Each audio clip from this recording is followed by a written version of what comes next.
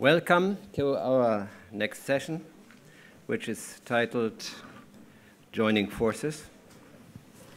As you all know, corruption is everywhere in society, not only in one sector, not only in the private sector, it's everywhere.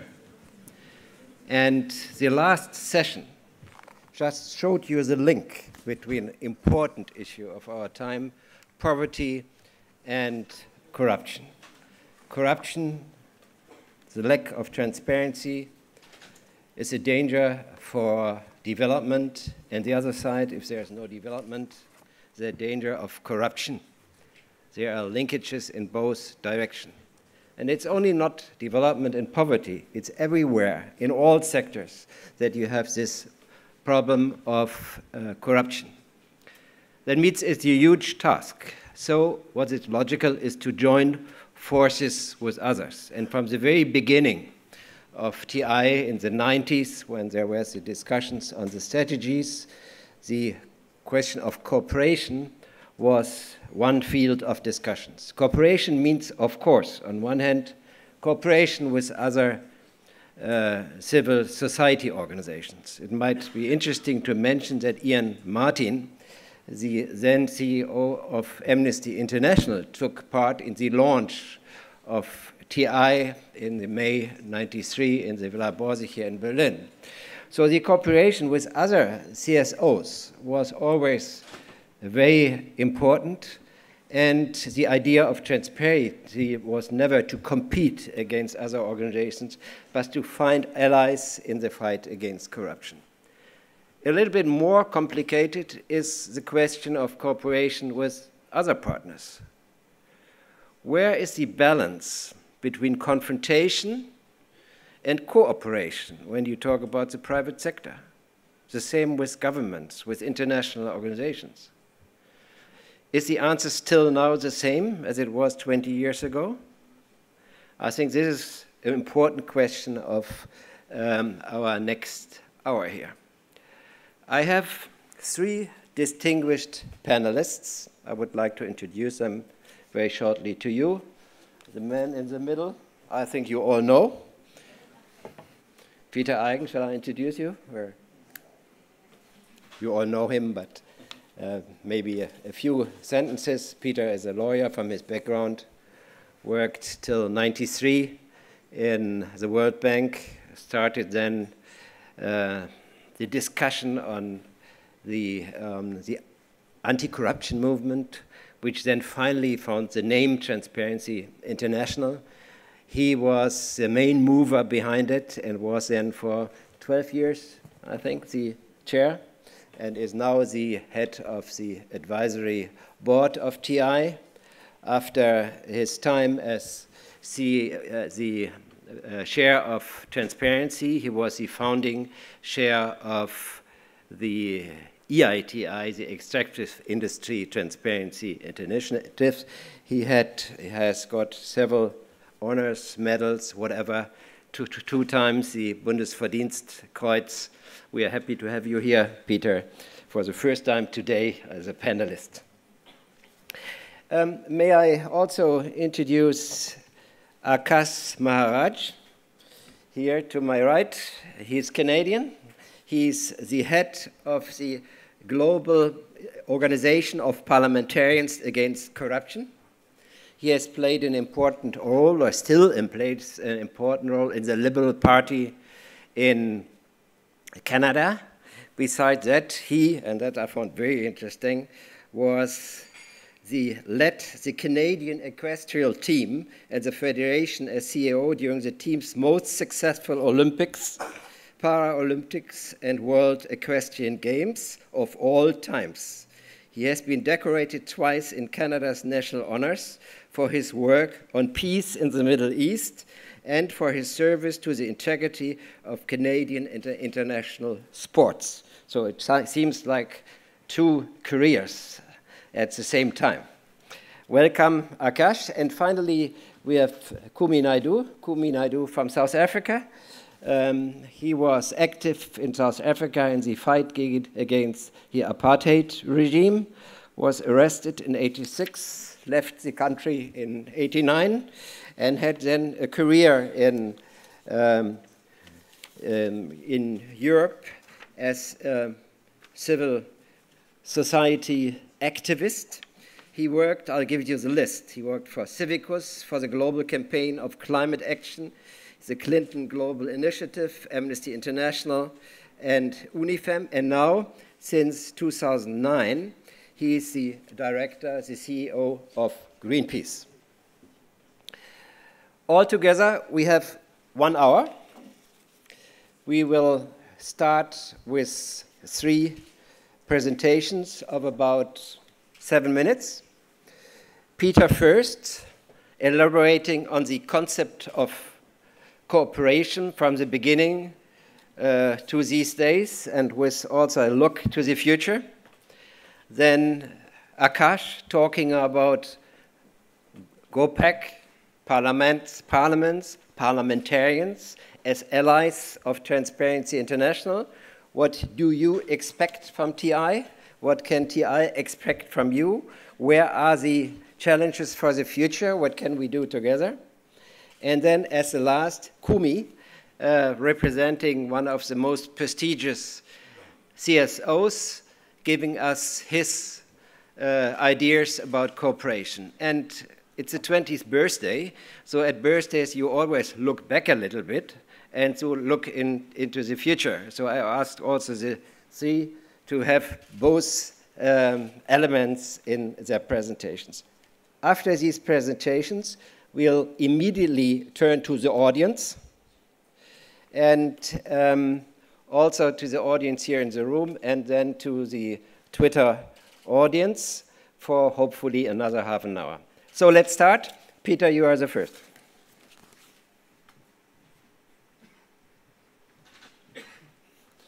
Thank you very much, Peter. You see, we follow the Peter principle here. I think the subject of this panel is probably one of the most complex areas of civil society empowerment, because it is asked the question, to what extent is civil society independent of the other actors, of the private sector, of government?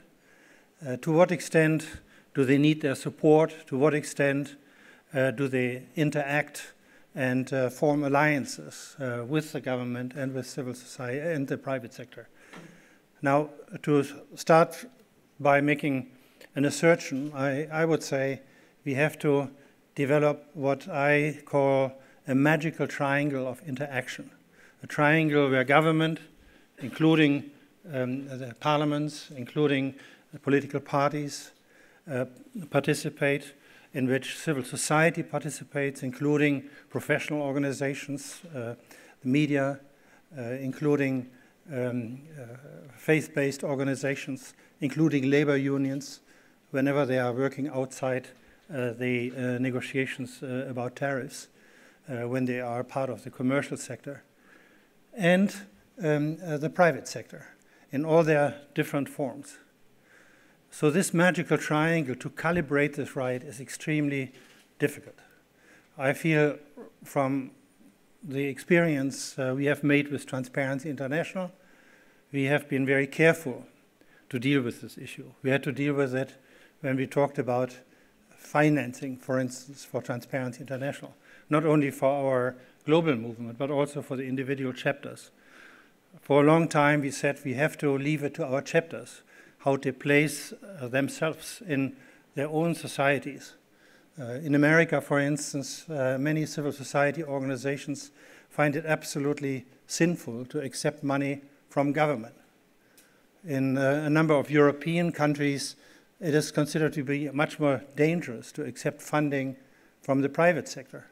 Now, as you know, we at Transparency International, we take money from everybody, including from civil society itself. So we have some rules about how to protect our integrity, how to protect our independence by limiting, for instance, the share of funding we get from one particular source, and through a number of other issues which have to do with the governance and with the credibility of our organization, including that we have sort of a quasi democracy in which our board is elected by our members and so on. So this interplay of all these various elements allows us, in my opinion, to take money from wherever we can get it.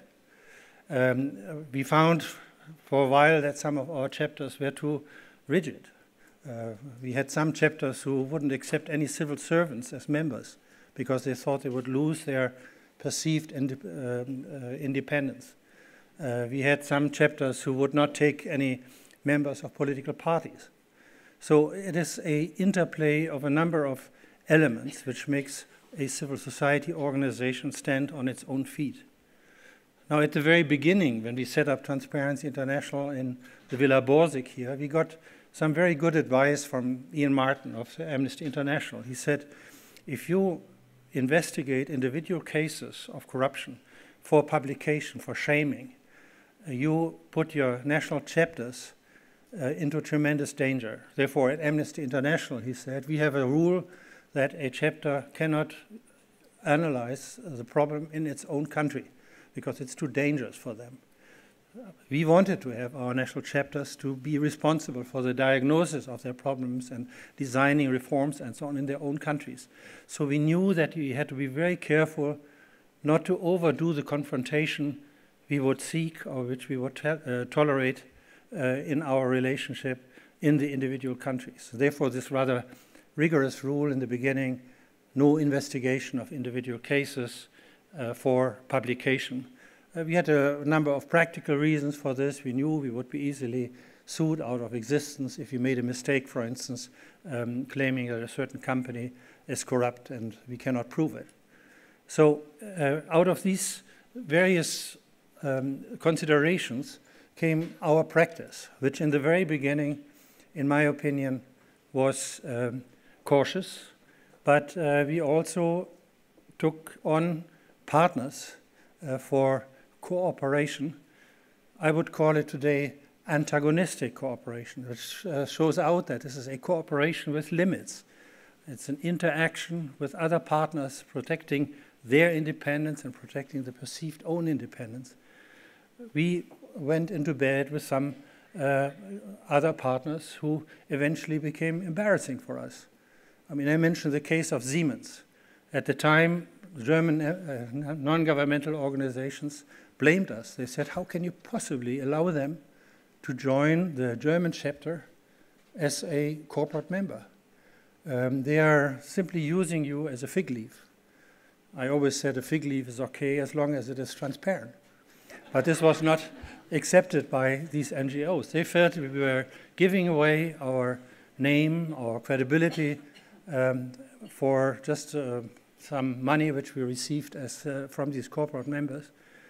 And when then Siemens later turned out to be quite corrupt and continue to have the corrupt practices, they said to us, you see, you allowed yourself to be used by these people as a public relation expedient. They didn't change anything. Now my response to these people is that we didn't use, Siemens did not use us, we used Siemens. They helped us, as I explained today in this report about the Aspen Institute, to convince the German government to join the OECD convention. Because at that time, they believed in our cause, at least some of them believed in the cause, and they helped us to basically create in Germany, and thereby, as I would claim, worldwide, a change in the legal reality. A huge threshold we went across at the OECD convention. So this is how Siemens at the time helped us to change the laws in this country, how they themselves later became the victims of it. Not we. We didn't suffer from this. They had their conversion from Saulus to Paulus and are now a company with whom we can continue to work again. So this is just an indication how every civil society organization has to choose its own level of interaction, its own level of cooperation, depending on their own activities. I'm very proud when I see people from Greenpeace, for instance, chaining themselves to factory doors or climbing on oil platforms and so on. They are courageous. They are taking more of a risk of confrontation with the others, and they are extremely effective. We, for our agenda, for fighting against corruption, for understanding what is happening in money laundering, for understanding what is happening in the banking sector, for understanding what is happening in these many intricate areas where corruption has its disastrous impact. We needed a closer interaction, a professional, trusting interaction with the private sector and with companies and institutions with whom we work together. Now, this is a dynamic thing. It's not only different from civil society organization to civil society organization, it's also moving. For instance, in our case, when in Germany foreign bribery was still allowed, was still subsidized through tax write-offs and so on, at that time we had to be extremely careful with entering into a confrontation with a powerful company, with a powerful institution, like the World Bank, like the IMF, like UN organizations, and so on. Now we can gradually become more daring, and we are becoming more daring. Our allies are an example of that, where we come very close to taking care of individual cases and presenting them in order to find solutions.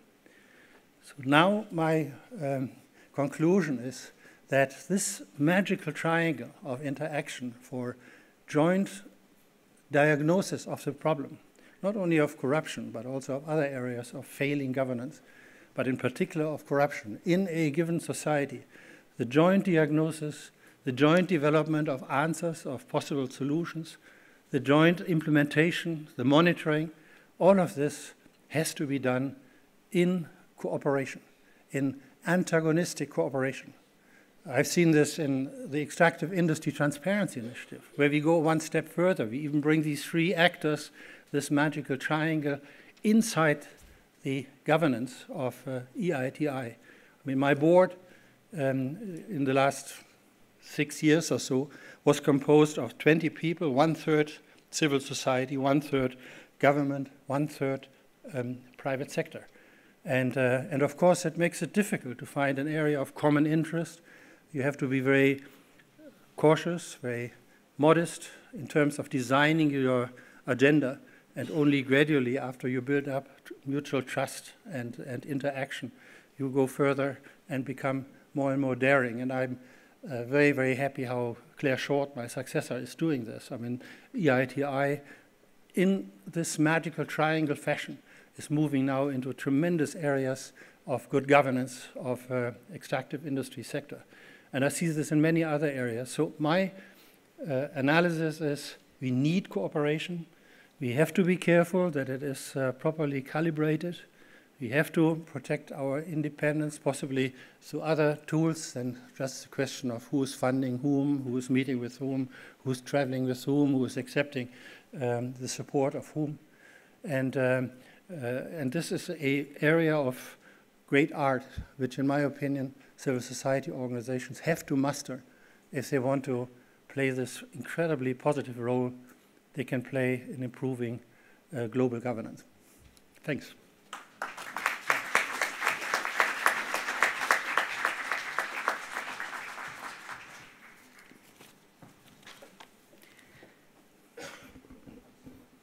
Hello, everyone. I couldn't help but wonder whether Peter is going to be modeling a transparent fig leaf for us tonight after the dinner. Thank you for the kind introduction. My name's Akaash Maharaj.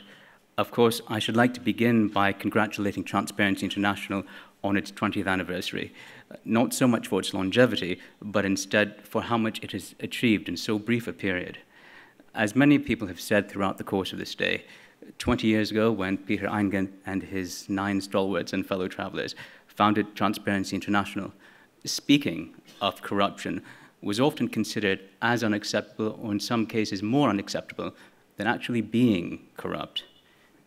Today, the last BBC World Speaks poll revealed that corruption had become the single most discussed issue around the globe, across countries, cultures, languages, religions, political systems.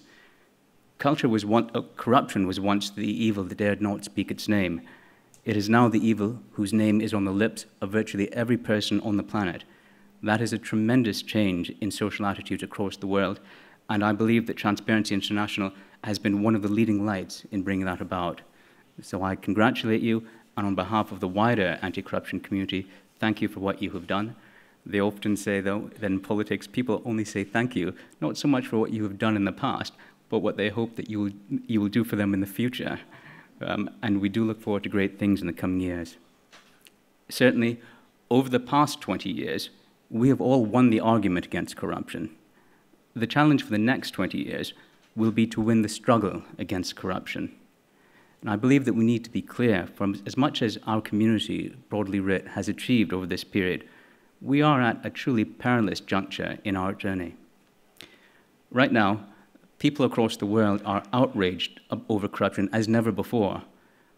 But if it is denied a constructive outlet, rage quickly turns to cynicism, cynicism to despair, despair to indifference. And after fear and greed, public indifference is absolutely the worst enabler of corruption around the world. We have to build upon the momentum of the past 20 years and press words into deeds, otherwise future generations will judge us harshly for having squandered the legacy that these last 20 years have given us. In this context, I think it's important to reflect for a moment on what hangs in the balance in our struggle and why this is a struggle that doesn't belong to any one sector in society, why it is instead a struggle that belongs to all of us. And I promise you, I will only pelt you with 4 statistics. The first is that more than $1 trillion per year are paid in bribes every year, according to the World Bank. More than $2.1 trillion per year are siphoned off through illicit transnational financial flows, according to the UN Office on Drugs and Crime. And more than $3.1 trillion per year are stolen from the nations of the world through tax evasion, according to the Tax Justice Network. How is it possible to put $6.2 trillion into context? Well, we've done a lot of talking today about the Millennium Development Goals.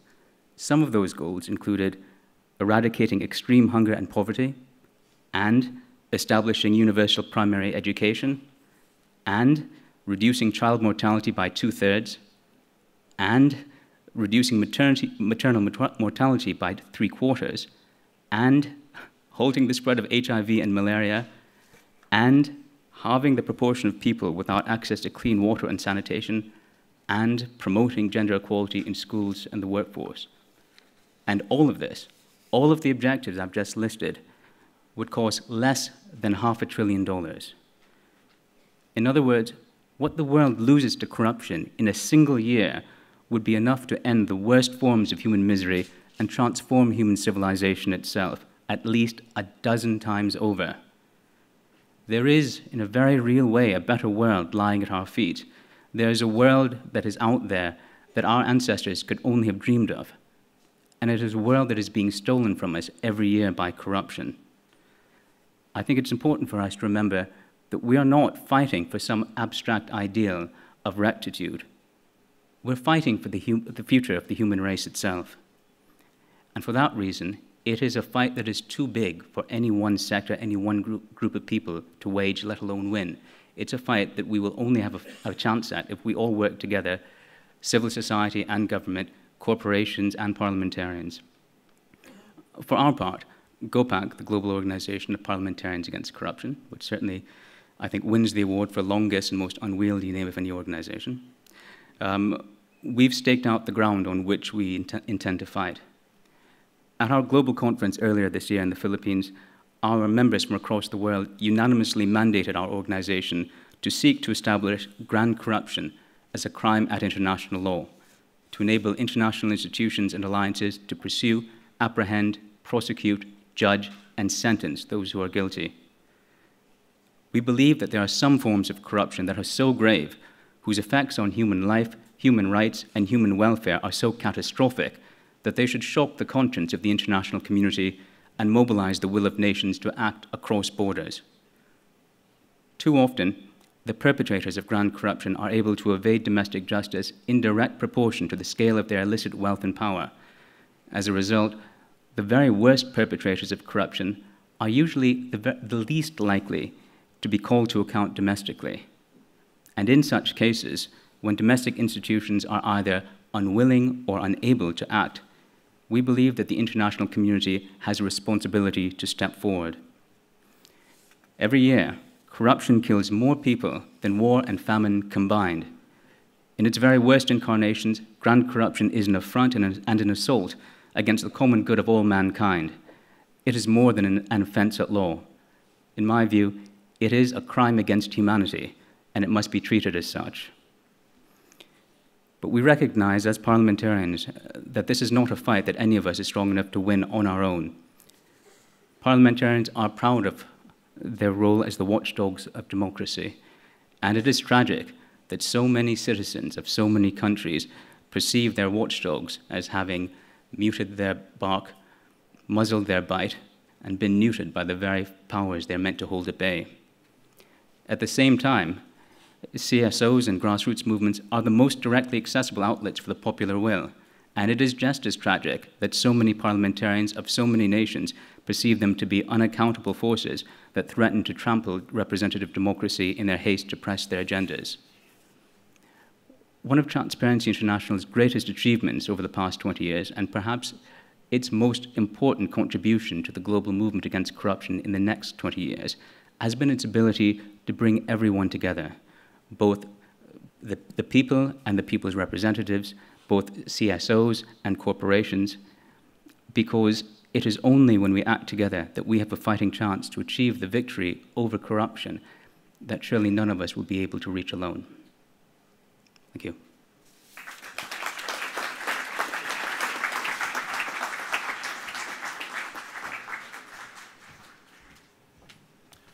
Good afternoon, friends, colleagues, ladies and gentlemen. I'm reminded of a moment during the liberation and struggle in South Africa. If you followed two speakers who were as good as the ones we've had, you started by saying most of the really good points I was going to make have been eloquently made by the previous speakers. And then you said, however, for emphasis, and you spoke for 2 hours. But seriously, I'm both relieved and nervous to be here today. Relieved that my good friend Kobus did not opt to disinvite me to attend this meeting when recently I was accused, together with 30 of my colleagues who sit in a prison in Russia, of being pirates first and being hooligans. So Kobus and to Peter, thank you for entertaining and hooligan at your 20th anniversary conference.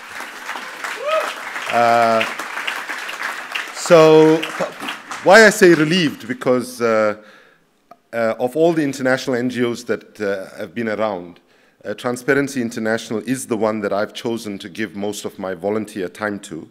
And some of you might not know this, but I was on the board of Partnership for Transparency Fund, which was set up by TI, and I chaired it for at least 5 years, until I joined Greenpeace, actually.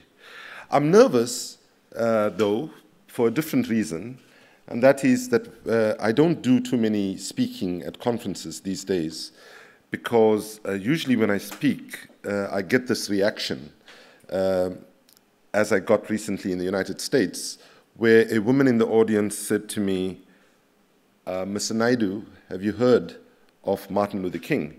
And I said, yes. And she said, do you know what his most famous speech is called? And I tentatively said, I Have a Dream. And then she said, yes, it was called I Have a Dream. But when I hear you speaking about how we're running out of time on climate change, how we're running out of time on protecting our forests and oceans, it sounds like you have a nightmare. And the challenge we face at the moment is, how do we speak truth to power in an honest way when many of our political leaders are suffering from a terrible case of cognitive dissonance? And how do we do it in a way that also motivates people to say, we need to get involved, it's not too late, we can make a difference and we can turn things around? And that is why the title of this panel today is a critically important one, Joining Forces. Because one thing that Transparency and Greenpeace have in common is that the issue of corruption is completely a cross-cutting issue. So while the world is privileged today to have an organization that is about to enter its adulthood as it turns 21 next year, we need to recognize that when you have also Greenpeace on the climate change side, where climate change is completely a cross-cutting issue. It's clear that Greenpeace will not succeed to avert catastrophic climate change. Neither will transparency be able to eradicate corruption if we do not get really smart about how we build much broader alliances and how do we get the unusual suspects to take platforms at Transparency or at Greenpeace and speak as eloquently and passionately about fighting corruption and fighting to avert catastrophic climate change. If we, who are completely dedicated to these issues, are the only ones who perpetually stand up and say, we are against corruption, we need to act on climate change, people will generally say, okay, those are the usual suspects, they're saying it. So when you have, for example, the leader of the trade union movement, for the first time a woman, Sharon Burrows, saying to the Secretary General of the United Nations in Rio +20 recently, Mr. Secretary General, you might be wondering why I am so passionate about the issue of climate change when my core job is to be working for protecting and promoting the creation of decent jobs. She said, well, Mr. Secretary General, that's very simple, because as a trade unionist, I recognize there are no jobs on a dead planet.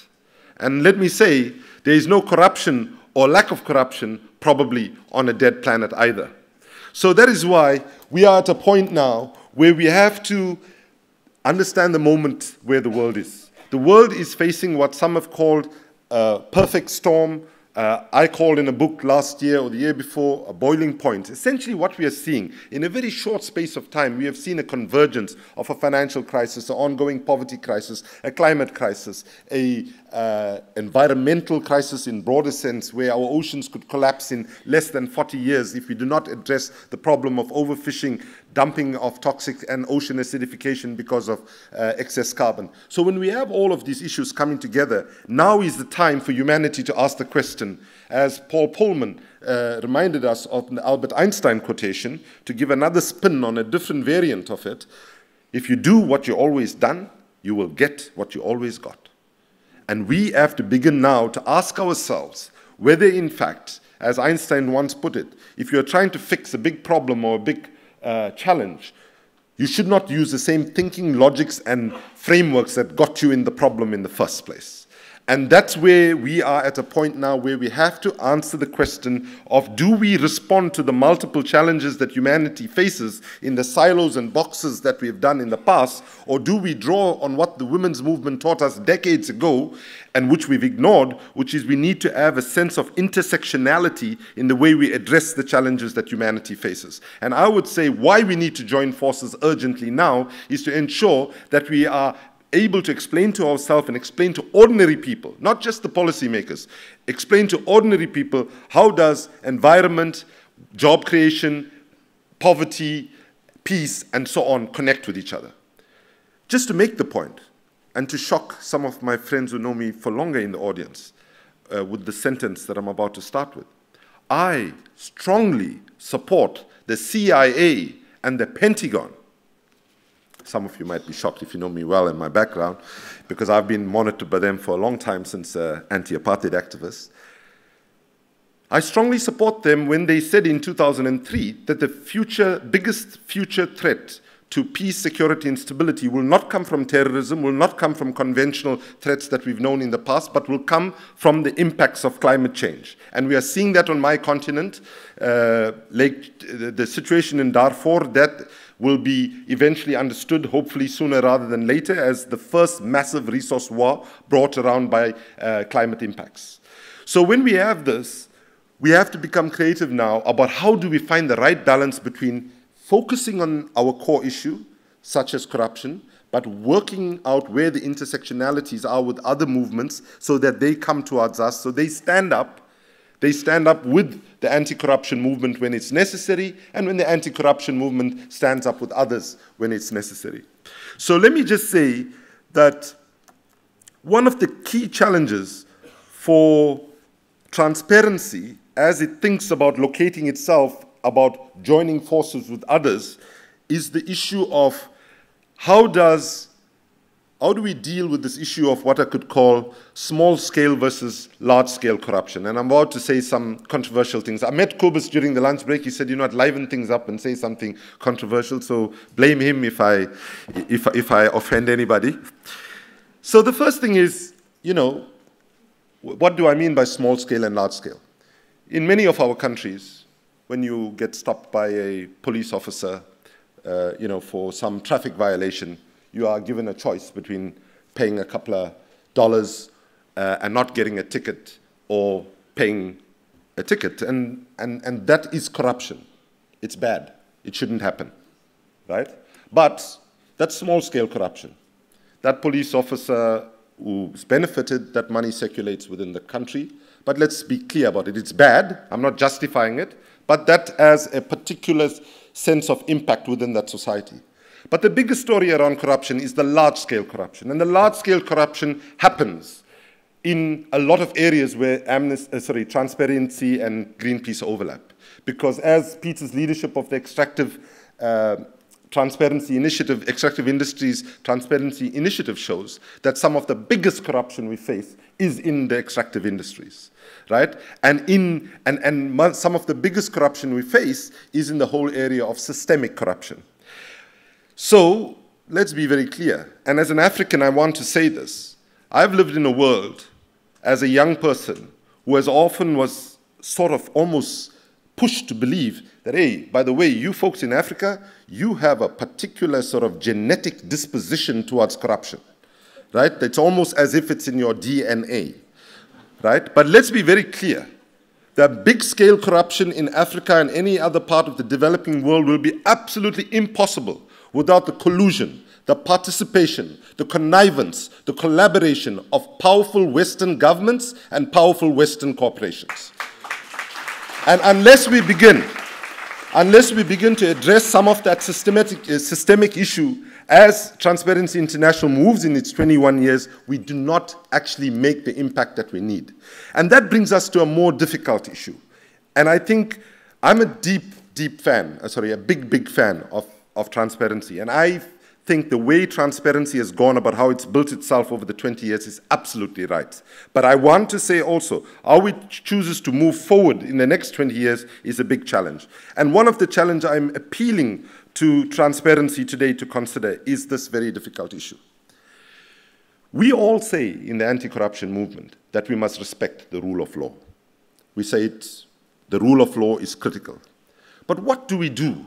And how do we handle a situation where today some of the most leading democracies, right, those that see themselves as promoters of democracies, have in effect become simply nations of laws, but actually not nations of justice? When in fact the laws that are in place actually actively protect corruption, actively protect corruptive practices, but in fact paint it in legal terms. Let me give you an example. I would argue that all the countries right now that are seeking to drill in the Arctic might be able to do so on a legal basis because laws allow that in different countries. But we have a bigger body of opinion of the Intergovernmental Panel on Climate Change telling us that we have less than that we have to leave 80%, between 60 and 80% of known oil, coal, and gas reserves where they are if we are to avert catastrophic climate change. And our politicians seem to ignore that evidence completely and allow legislative frameworks that actually allow, in essence, injustice. So let's be very clear. At one time, you might think this guy is being crazy as usual. But bear in mind, at one point, slavery was legal. At one point, colonialism was legal. At one point, a woman's right to vote, a woman's denial of the right to vote was legal. At one stage, civil rights denial in the United States was legal, as was apartheid, right? So would we, if transparency existed during that time, would we have said, okay, no, women being denied the right to vote is in terms of the rule of law, that's what the convention is, and so on? I'm sure we wouldn't have. And so that's why I'm saying we now have to begin to contest, if we are serious about addressing corruption, Not only that which is formally and legally law, but those things that actually might be legal, but might be manifestly, overwhelmingly, and unquestionably unjust and unsafe to protect our children and grandchildren's futures, and we need to actually act on it. In conclusion, let me say that as part of this, some examples on the issue of privacy, for example, right, which relates to the transparency question in a big way. Should we allow intelligence agencies the kind of latitude that some of our democratic governments want to allow intelligence agencies? You know, there are many people in the world saying now, in fact, I met a gentleman in Africa, an older gentleman who I like very much, and he's mentored me, and he said, you know, I think I'm losing my hearing. I said, why? He said, no, when President Obama was running for presidency, I was so excited because he was saying, I thought he was saying, yes, we can, yes, we can, yes, we can. I've just realized maybe my hearing was bad, and what he was saying was, yes, we scan, yes, we scan, yes, we scan. The other thing we need to challenge, just as an example of something that might be legal but unjust, the tyranny of quarterly reporting cycles that the CEOs of big companies are put into. Let me say that word, the tyranny of quarterly reporting cycles, because the short-termism of quick profit, fast returns, and so on is breeding the kind of reckless behavior on the part of many, many CEOs around the world. And by the way, I say this with some sympathy for them, because they are put in that situation by an existing logic. That logic must be changed. And the question is, will transparency lead us in beginning to open those questions of challenge that not only things that might be legal, they might be legal, but they lead to corrupt behavior, also, I want to say, needs to be addressed. Military expenditure. Is it not corruption that our governments spend as much money on military expenditure as they do? Come on, look at the figures. When the science is telling us that our biggest threat to peace is going to come from us destroying this planet and ensuring that people don't have water, people don't have food, and so on, and we are spending these ridiculous amounts of money on military expenditure, as far as I'm concerned, it might be legal, but by God, it is fundamentally unjust, and we must challenge it. Let me conclude with one advice to transparency, and one quotation to end on a positive note, given that I was sounding quite pessimistic. So I think that one of the things I learned in Greenpeace, which I've really found very useful, I don't recommend it in your personal lives, but I do recommend it in your public lives. There's a slogan that Greenpeace has which says, no permanent friends, no permanent enemies. And I think part of keeping your independence and so on is to be able to one day stand with a particular government and say, we stand shoulder to shoulder, but be equally comfortable exactly on that next day to be able to say, we completely disagree. And I know transparency does that, but I think we need to do that much more. So to end with, given that I'm giving you so much of bad news, I wanted to end with a Mahatma Gandhi quotation that's a little bit more optimistic. Mahatma Gandhi once said, first, they ignore you, then they laugh at you, then they fight you, and then you win. Dear brothers and sisters, if we look at the collective work of civil society, including the work of Transparency and Greenpeace International and many others that we work with, they're not ignoring us, they're not laughing at us, but by God, they are fighting us in the courts, in the media, in the privacy invasions, etc., etc. And if Gandhi was right, that probably just means that we are one step away from winning, and that must be optimism in that. Thank you.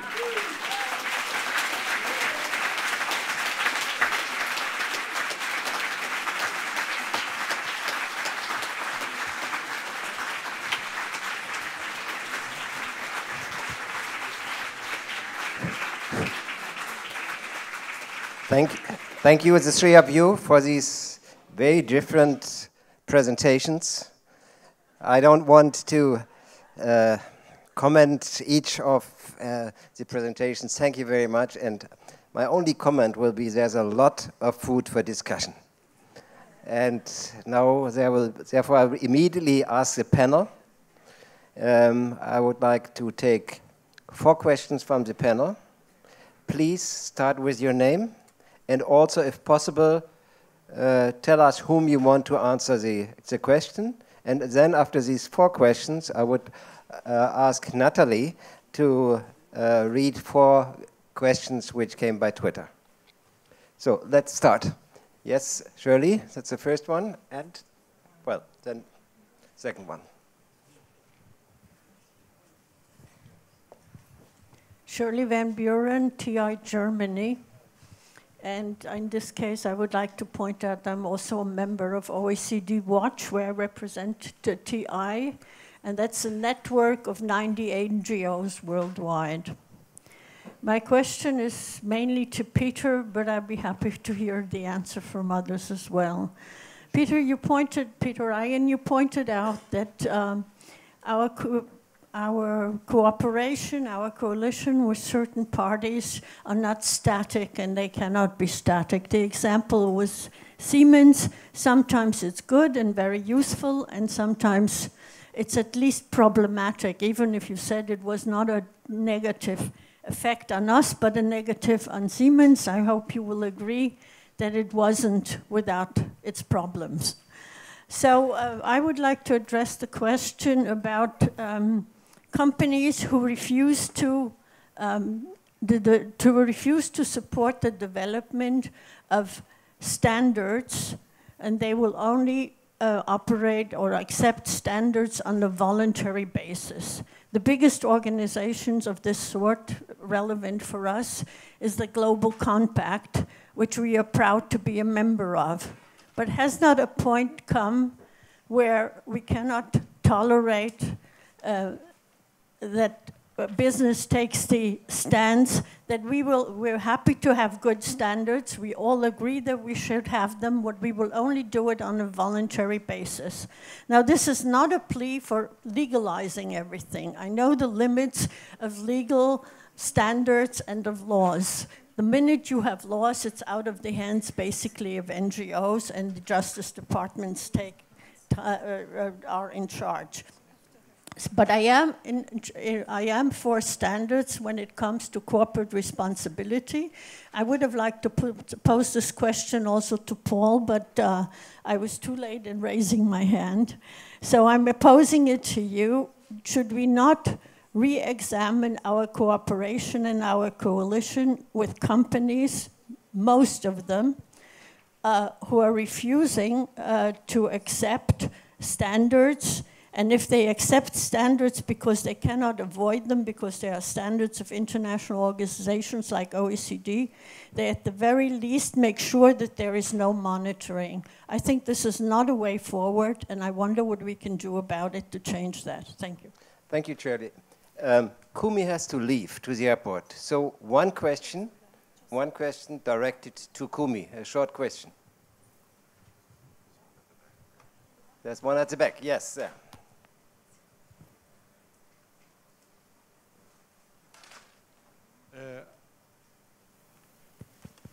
My question to Kumi is linked to what your name, please. I know you, but please. It works? Yes. Asidon, Morocco. My question is to Kumi. It's built on what he said about petty corruption, grand corruption. I think, unfortunately, it's problematic because the link between the petty corruption and the grand corruption is that how can you, do you know that the policeman who is taking bribe on the street is giving part of his money to his officer, and this officer is giving part of this money till the top, and on the top you have a general who is a criminal because he's part of kidnapping opponents and making very bad torture and so on and so on. That's first. Second, that's how can you mobilize citizens? If you consider that giving small bribes is nothing, how can you mobilize these people against big corruption? And the question is, can you mobilize people who are not dealing with plastic bags in a right way to fight against climate change? That's my question. Thank you. Very good question. So just to clarify,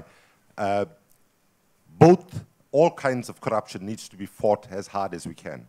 However, I think quite often it's easier for us to fight petty corruption because it is clear, visible, and so on. And all I am doing in my comment here is, as a very close friend of transparency, is saying that we need to now be asking the question, how do we also, and not that transparency hasn't been doing it, it has been doing it.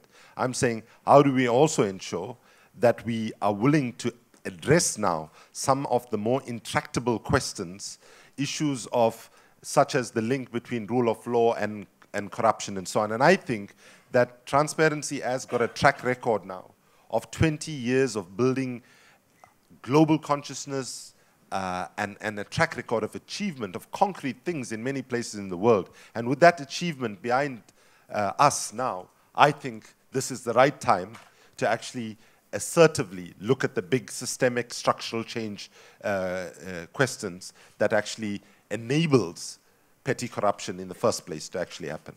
So I don't disagree with anything that you said, and you're absolutely right.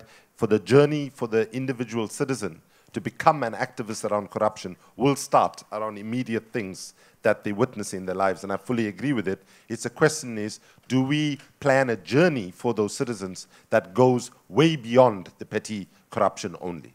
So we're on the same page. Thank you.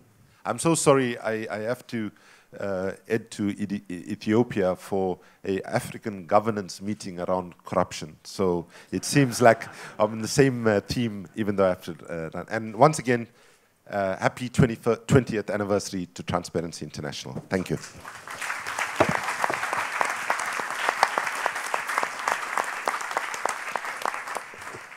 Peter's asked me to say a few words of our people in prison.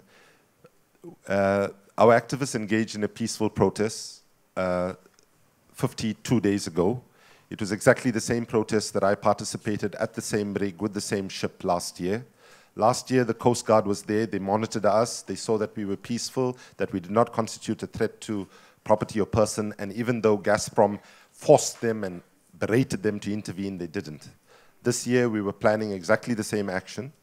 And right at the commencement of it, disproportionate force was used, including the firing of weapons, use of knives, and so on. And the ship was seized. We are now in a legal limbo, where we first were charged with piracy. The piracy charges, we have been told, have been dropped, even though the lawyers have not received confirmation of that. Piracy carries 15 years. And now new charges have been added, hooliganism, which carries 7 years. Though the piracy charges formally, we have not been informed, have been dropped, but we expect and hope that they will be. But we have tried to get bail, because they are guilty of nothing as things stand. And we've failed after 2 different bail processes. The conditions in the prison is challenging, to put it mildly. And on Wednesday, at the International Law of the Sea Tribunal in Hamburg, the Dutch government brought a very strong case, saying that the seizure of the ship in international waters was illegal and prejudicial to the human rights of the activists, as well as to the freedom of navigation, and that result will happen on the 22nd of November. We are hopeful that even though the Russian Federation did not participate in the court case on Wednesday, that if a judgment goes in favor of the release of the activists, that the Russian government, as one that recently urged the United States to respect international law with regard to the question in Syria, we hope that Russia will respect international law should a judgment go for the freedom of the activists. But we will continue to push for the release. And the difficulty for us is we don't know exactly what the intention of the Kremlin is with regard to how this process actually moves forward. And suffice to say that this is not about just Greenpeace, and this is not just about our 30 activists. There's a bigger issue here about the shrinking of space for civil society, and particularly the declining space for peaceful protests.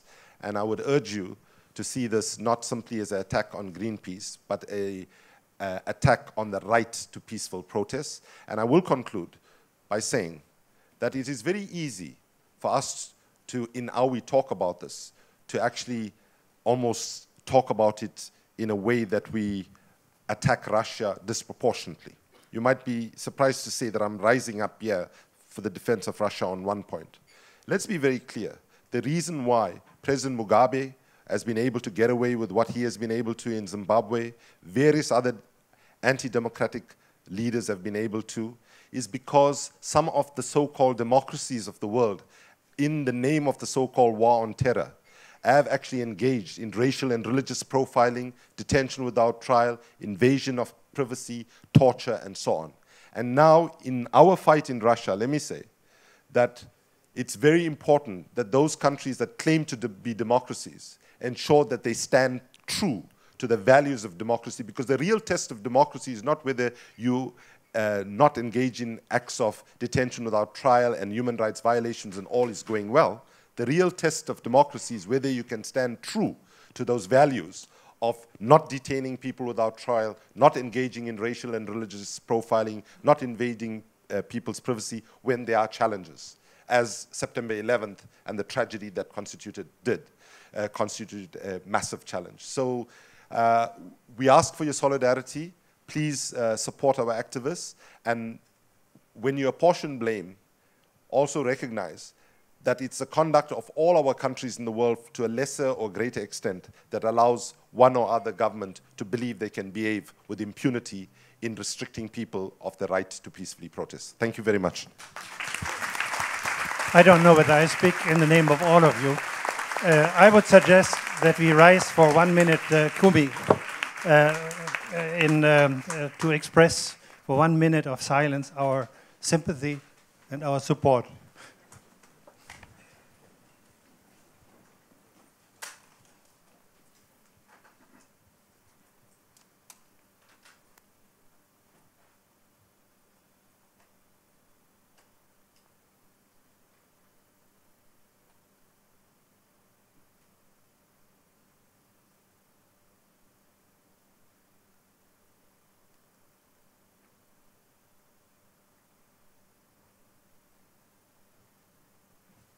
Thank you very much. Travel safely. Bye-bye, Kumi.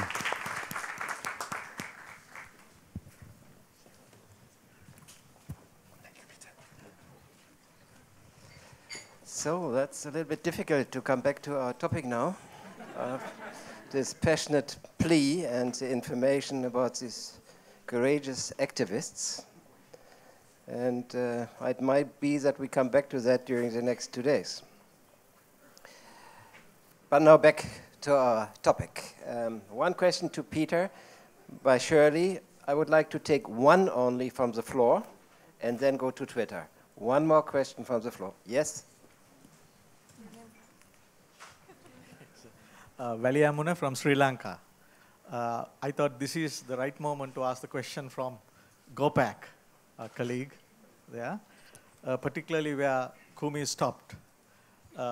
It's no secret that all the authoritarian regimes in the world are getting together, joining forces to crush this space for civil society.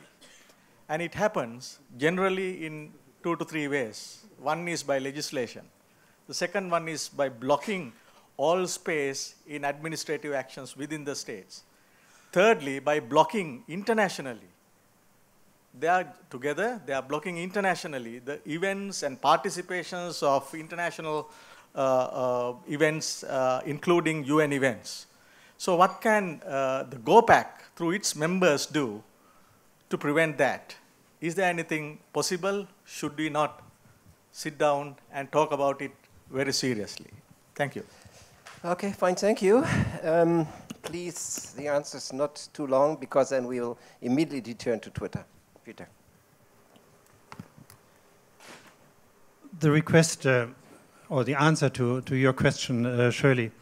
First of all, yes, there is, of course, a cost when you are betrayed by a partner, when you have believed in some people and their promises and so on, and you are suddenly proven to have been possibly naive, and you are lucky if it turns out positive, as it did in our case where we can really say honestly that we benefited from this relationship with Siemens, and that they didn't benefit from using us as stooges. But the more serious question is, when do we take the decision to disengage with certain companies, with certain governments, if we feel that they are not responding properly? And I think the UN Global Compact is a very good example, where there are a number of free riders, and there was a lot of criticism that a lot of companies are using basically the label of the UN Global Compact without actually having any intention to change their conduct. We at Transparency International, we believe from the very beginning that this approach of non-binding standards, which the 10 principles of the UN Global Compact represent, that this is a good approach, because we have seen the situation where non-binding standards become over time binding in many situations. For instance, the OECD Convention grew out of an attempt of a couple of years of discussing non-binding standards, and we participated in this. A lot of people said, you are just giving them a cosmetic benefit by discussing this with them. This will not be binding, so they will not change anything. But it snapped at one point and suddenly became a binding convention. The same thing is true with the Extractive Industry Transparency Initiative, where many of the standards which had been established by this multi-stakeholder arrangement for extractive industries suddenly became binding, either by what we call in Germany the normative Kraft des Faktischen, so that suddenly things become standards because you get used to them, even if they are not binding. But very often also by courageous acts of legislation. And the Dodd-Frank Act, for instance, surprised everybody when they went even beyond the standards which the Extractive Industry Transparency Initiative had established on a voluntary basis. And that we have the same Richtlinien now in Europe, and that the French and the Brits have promised to do the same thing, and that the Canadians are promising, and the Australians doing the same thing, shows how very quickly, out of a habit of doing non-binding, voluntary things together, can grow into something which is quite binding. And in fact, thinking of the intervention earlier of Kumi, who says there is so much legislation, there are so many laws, but they are not actually implemented.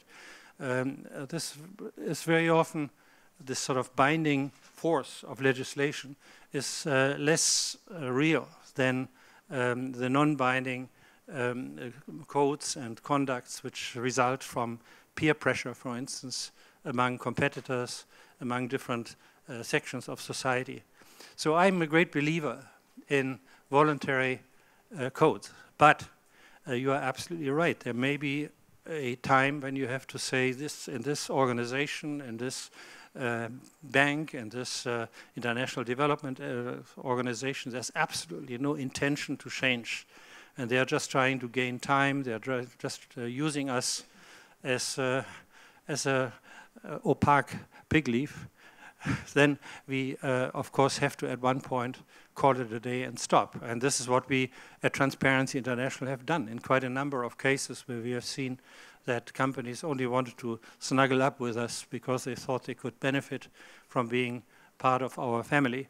We didn't accept their money, we didn't accept their partnership, and this takes, of course, judgment, that takes courage, and this is what our board is for. And they have taken very often the right decisions. But you can make mistakes, and then, of course, our battle will suffer. Peter, thank you. Akaash, and then we'll go directly to Twitter. Thank you. I will briefly address one small point of Shirley's question, and that is, how do you engage with people who may fall short of your own values? And that is a question that parliamentarians face every day. If you're an elected representative, it is your responsibility to represent all of your constituents, good or bad, supporters or detractors, people who may hold your views or may be violently opposed to your views. In fact, any parliamentarian who refused to deal with, speak with, work with, listen to a constituent based on his or her views, thoughts, political orientation, even if that political orientation was something that is utterly offensive to every one of us in this room, that parliamentarian would be failing in his or her duty. The key is to find a way to engage with people and to talk with people without being co-opted by those people. I think that Transparency International has a powerful message. I think it would be tragic if it restricted itself to telling that message only to people who already agreed with it, because you would not be changing the world, you would simply be involved in a kind of echo chamber. But of course, you don't want to engage with people in a way that causes you to become tainted by them. But I think there is a role for engaging with organizations whom you are trying to change rather than organizations you might agree with. And I'm sorry, I didn't hear your name, Mr. Minna? Thank you, from Sri Lanka. Your question about, undeniably, there has been a regressive trend in recent years where governments across the world have become more restrictive, both towards civil society organizations and indeed anyone outside the executive branch of government, opposition parties, even their own parties, political actors who may not be under their control. And it is definitely getting worse. And they feed off, such regimes feed off one another. There was a time when the international system was defined by a conflict of ideologies. I think anyone, I don't need to emphasize that with us sitting in what used to be East Berlin. Today, absolutely everyone claims to be a democrat, especially tyrants. And the key, I think, to fighting tyranny, there are two things an organization like GOPAC can do. One is to provide support to parliamentarians and to democratic organizations within national organizations, within nation states. But the second, and I think more effective thing that an international organization like GOPAC can do is to promote adherence to international norms and standards. It may very well be within the purview of a government in a given country to act in an oppressive way, but it falls well short of international standards and international agreements, typically to which tyrannical regimes are actually signatories. There's a role for people outside of a country, especially parliamentarians, to make the point that the whole world is watching what you are doing. And the current Commonwealth, I don't know if it's over as yet, the Commonwealth Forum in Sri Lanka is an interesting example. Some parliamentarians reacted by pressing their governments not to go, and some countries refused to go and protest against Sri Lanka's policies. Other countries chose to go, but chose to engage with the government of Sri Lanka and make the point that they found some of their actions unacceptable. I think the important thing for an organization like GOPAC is to make sure that when incidents like this happen, there is a genuine debate amongst political actors and people going to such countries. The last thing I will add is, though, it's a terrible mistake for any of us in any country to feel that we have more to teach than to learn. And one of the consequences of wagging our fingers, one country wagging its finger at another country, is that you're inviting others to wag their fingers back at you. I think we need to have the maturity to accept that. There is no country in the world that is pristine. There is no country in the world that has always lived up to its own values and to the rule of law domestically or internationally. It is not merely the right, it is the responsibility of friends to criticize one another. It is the responsibility of a good friend to impede his friend if he sees his friend about to jump off a cliff. Thank you. Natalie, could you read 3 questions to us? Sure. So the first 2 questions, I believe, work quite well together. So if you want to answer them together, please go ahead. They're from fairly at the beginning of the panel. We were asked, civic activism is growing globally, but perpetrators are fighting back. How can global NGOs work together to protect civic activists? And then challenges appear and move on fast. The next challenge follows. How to make alliances quick and effective. And maybe sort of as a wrapping up question from Twitter at least is, what common ground do you see in terms of Transparency International, GOPAC, Greenpeace, but obviously also a lot of other civil society organizations like human rights groups in terms of fighting corruption concretely?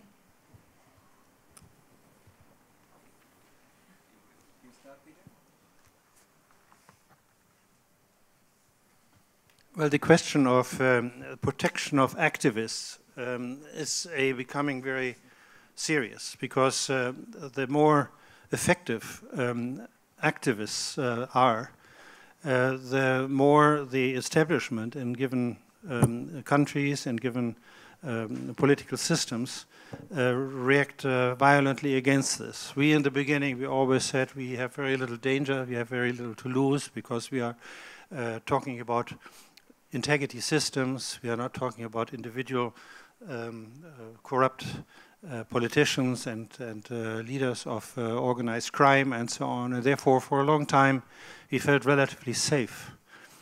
But I think this is something which is changing.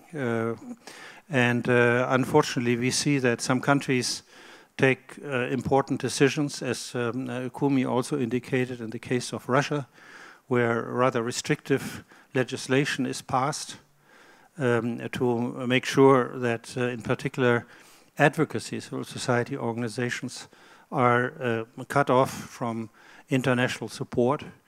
We have had similar cases in other countries, and we had cases in particular under the Extractive Industry Transparency Initiative, where some of our civil society partners were not only harassed in some countries, like in Angola, for instance, but some of them were threatened, some of them were put in jail.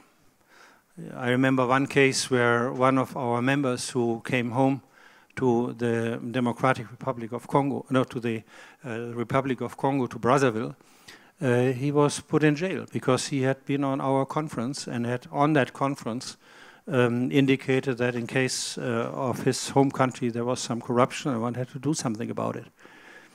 So what can you do? I mean, you can get ready to protect in individual cases, and at Transparency International, of course, we have an organizational unit which is ready to do this.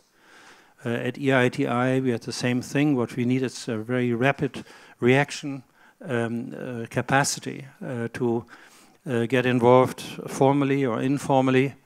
We sometimes work with the help of others. For instance, the Club of Madrid, which is a club of about 80 former heads of state, with a lot of friendships also with heads of states who are not particularly democratic. They agreed to bring their network into play whenever one of us was threatened or in difficulties. Of course, it is a delicate matter. I think what we do need is a understanding globally that civil society organizations can be extremely helpful, that they are not only a threat to the status quo, but they can also bring in wisdom and better understanding and can create a broader support for good policies. But how you respond depends very much on the situation you are in. As you know, one of our friends in Rwanda died, and it is not certain to what extent this has been a killing directly related to the activity for ALAC, for one of our activities in Rwanda. And we are still trying to find a absolutely clear answer to that. But the question is extremely important, and I feel this is something we have to work together in order to find solution. And one solution definitely has to be that we have to convey the message and build a awareness how useful a participation of civil society in this magical triangle can be in a world which is so poorly governed by sovereign states. And here I'm coming back a bit to the position of Pascal Lamy earlier, talking about the monopoly of sovereign states. The sovereign states are not really able to create a just world without the help of the other actors, without the help of civil society. So we have to spread this message that advocacy, civil society is extremely helpful and important in the longer term. But unfortunately, we can never be 100% certain that all of you, when you go home, that you are not threatened, that you are not harassed, that you are not paying a price for your courage in speaking up for a better world. Akaash? Thank you. tweets may only be 140 characters, but those were some very big questions. The first, on what to do when despotic or corrupt regimes fight back. Yes, that's a growing problem, and it's only going to get worse. Again, from the perspective of parliamentarians, I think I do need to emphasize, in fairness to my colleagues, that though parliamentarians are often confused as being part of government, being a parliamentarian is different from being a member of government, and especially being an opposition parliamentarian in a corrupt or despotic country. That is a terrible risk to run. Our members who in such countries who stand opposed to corrupt regimes effectively have painted target marks on the backs of their heads. Those are members of parliament who go to bed every night wondering, is tonight the night that I get the knock on the door in the middle of the evening? Is tonight the night that my wife is widowed or my children orphaned? And yet they carry on. From that perspective, I think that parliamentarians and NGOs share more than many people suspect about a willingness to run risks in service to a noble objective. But what to do about it? In the past, the main tactic has been to expose regimes. That is, so that if people knew that governments were targeting dissidents, NGOs, opposition parties, opposition groups, if they knew that the whole world was watching, they would be less likely to act. They would be less likely to assassinate that person. They'd be less likely to abuse that person. I still think that is a legitimate tactic, and it is, we've heard the name Amnesty International mentioned many times today, but it is the core approach of Amnesty International, and I think it is a valuable one. I don't think it has the power that it once did, because tyrants have gone, it's harder, I should say, to shame a tyrant today. Most tyrants have become utterly shameless, and many of them will take advantage of publicity to harm people in the public eye, to make an example of them, to intimidate anyone else who might choose to rise up against them. The only step I think that we can take together is to remember that we cannot solve a country's problem by reaching in from the outside. It has to be developed domestically. And the strongest thing that I think that we can do as NGOs or parliamentarians is to support communities of people who want to fight for what is right domestically and from the interior. And one of the reasons, I believe, why tyrannies have become so much more brutal in recent years is that they've understood how vulnerable they really are. The Arab Spring revolutions occurred in countries where dictators had an absolute iron grip on their population. And overnight, it was all over. Simply for one reason alone.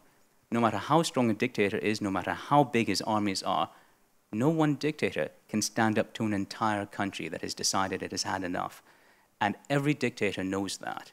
Every dictator, no matter, even if he or she seems all-powerful, goes to bed every night thinking, is tonight the night when the people decide that they have had enough? And the only way to stop that is to divide the people. We have to be the great uniters of people and to unite people behind a common set of ideals and to let them know that when they fight, they may suffer, and we may not be able to help them, but they will not suffer alone. On the question of alliances, I think that it's important to form quick alliances and effective alliances. I think it's important to remember that you don't necessarily need to like your allies. In other words, not everyone who supports you is your friend. Not everyone who opposes you is your enemy. The important thing is that we can form alliances around shared interest and shared objectives. We are different organizations and different groups and societies because we have different perspectives and different life experiences. And it is not merely possible, it is inevitable that equally legitimate perspectives will sometimes conflict. The difference between a society that is able to move forward and one that is held back is a society that is able to move forward understands that difference can be a source of strength rather than always a source of weakness. On the question about common activities between Transparency International, Greenpeace, and GOPAC, I spoke during my 5 minutes about GOPAC's plans to try to make grand corruption an international crime that can be pursued either by international institutions or by countries exerting universal jurisdiction. I know that this is an interest that Transparency International also has. I hope very much that we will be able to work together closely to make this a reality. I believe it's an idea whose time has come. I believe that more than ever, we understand that what happens on the other side of the world affects what happens in our own country. And that if we don't, it's not just a question of philanthropy. It doesn't mean we're going to prosecute someone who's doing something in Central Asia because we're feeling magnanimous and we want to help the people of Central Asia. That may be the case, and it's legitimate and it's laudable. But a dictator acting in Central Asia has an impact on freedom and liberties in South America, in Central America, in Europe, in Africa, everywhere else. Because if we allow such activities to go unchecked, it creates a race to the bottom around the world. We need international institutions and the rule of international law simply because it is the only way to hold national regimes to account. And I think that if that is something we are able to achieve together at Transparency International, GOPAC, Greenpeace, then I think that we will be able to look back on our lives and say that our lives were well spent. The last thing that I will speak to is, it sort of ran through the idea of the rule of law, what to do when the law becomes unjust. I absolutely agree that it is the duty of every thinking person to resist unjust laws. As citizens, it is our responsibility not to comply with laws which might be legal but are unjust. In defense of the rule of law, though, I have to say that the rule of law is a necessary, though not sufficient, condition for freedom and for justice and for democracy. In other words, yes, it's possible to have the rule of law with good laws, which is what we all want. And yes, it's possible to have the rule of law with bad laws, which is worse. But an even worse state of affairs is having no laws at all. In other words, having a situation where heads of government, heads of states, or heads of militias are allowed to do whatever they want. No matter how bad laws may be, it is always worse to leave power entrusted into the hands of individuals rather than in the hands of institutions which can be changed and which can be taken over through democracy. I think the challenge for all of us, not just in Transparency International and in GOPAC, but for all of us who believe in the rights and freedoms of individuals, is to create a system of laws and institutions around the world that are possible, that are capable of incarnating and projecting a sense of justice. All people are flawed, all institutions are flawed, but the rule by the caprice of the individual is always worse than the rule of imperfect institutions. Thank you very much. Unfortunately, we are far beyond schedule, and we have to come to an end. Just 3 sentences. I think the discussions have underlined the importance of cooperation for TI. It has been one reason for our success. However, how you cooperate, with whom you cooperate, when you confront, that's something where you don't have a general answer. This is different over time. It's different in different countries, and it's probably a different question for the individual chapters. But it's a question which every chapter has to work on and might come to different answers. But this is something which goes with TI because the question, the topic is too big that one organization can shoulder it. And one, what Kumi said, there are new challenges. There's a shrinking room for civil society organizations. There's a necessity for protecting activists.